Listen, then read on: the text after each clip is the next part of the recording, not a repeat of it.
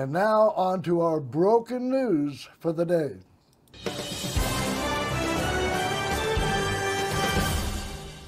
Yesterday I mentioned, as those of us who pay attention fully expected, that the new version of our Trump National Nightmare 2.0 has already started, and he's already flexing his dictatorial muscles. We discussed how he exposed his states' rights lie regarding abortion by attacking California Governor Gavin Newsom for announcing he was calling a special legislative session in what he called an attempt to Trump-proof his states.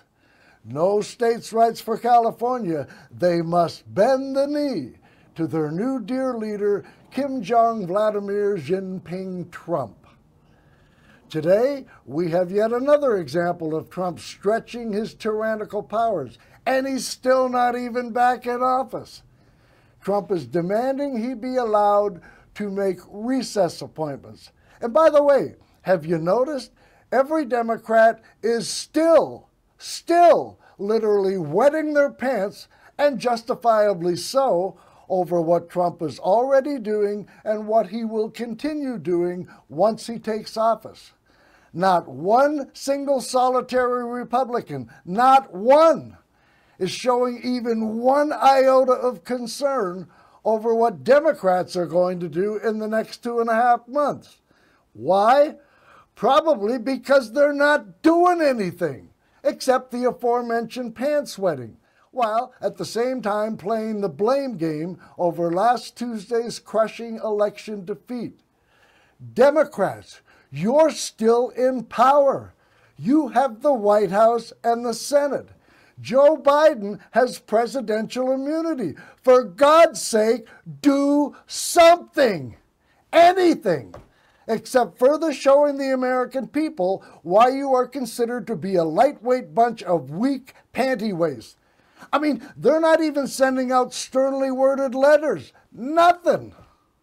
So, President Biden, if you don't like the proposal I and I alone floated exactly 1 week before the election, which, by the way, if you missed it, it is my pinned post on both my Facebook and Twitter pages. It's right there at the top, and it is a must-watch. Wherein I recommended you refuse to turn our constitutional republic over to someone who wants to terminate our Constitution with a boatload of reasons why.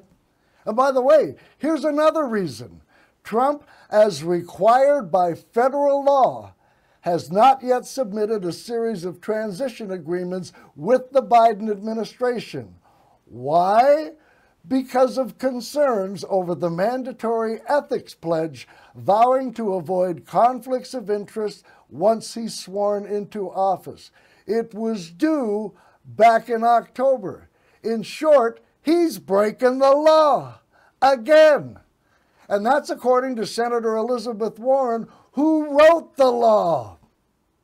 And so, Orange Caesar is demonstrating yet one more time that he has zero respect for our rule of law and considers himself to be above the law. But if that doesn't move you, President Biden, how about this as a wild secondary suggestion? And it's another idea I've not yet heard anyone else mention, which of course is why people watch and listen to this show, because they hear things on this show they won't hear anywhere else. How about you start compiling a list of the people you know Team Trump is going to go after and try to prosecute and throw in prison just for doing their jobs? People like Jack Smith, Merrick Garland, Letitia James, and so many more. And I don't know, start issuing preemptive pardons. Does that sound like a good idea? It would surely take some of the wind out of Trump's dirty and tattered, but apparently still operational sails. And again, worrying about Trump is completely understandable. But for the love of all things holy, show the American people that you can, at the very least, walk and chew gum at the same time. Do something. besides wetting your pants. The most perilous moment in our nation's history, and Democrats are MIA, defeated, resigned. Maybe they're trying to make pants wetting an Olympic sport. They'd surely take home the gold.